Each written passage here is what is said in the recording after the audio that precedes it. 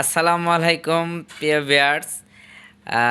বরিশাল এবং ঢাকা যে ম্যাচটা আজকের হলো, এটা একদম লো স্কোরের একটা, এটা কোনো খেলার মধ্যেই মনে হয় পড়ে না আমার ব্যক্তিগত মতামত। যেমন ৭৩ রানে ওয়াল উইকেট ঢাকার, ঢাকা ৭৩ রানে, মাত্র ৭৩ রানে ওয়াল উইকেট। বরিশাল খুব অল্প সময়ের মধ্যে ৬ ওভার ৩ বল খেলতেই তারা লক্ষ্যে পৌঁছে যায় এবং জিতে যায় আজকের ম্যাচটা বড় ব্যবধানে। তারা খুব বরিশাল খুব ভালো একটা ফর্মে আছে অবশ্য, শুধু ২টা ম্যাচ তারা হারছে, তাছাড়া একটা ম্যাচও তারা হারে না এখন পর্যন্ত।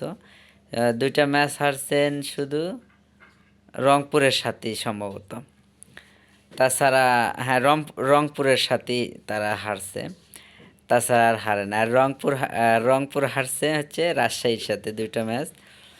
তো এই হচ্ছে অবস্থা খেলার।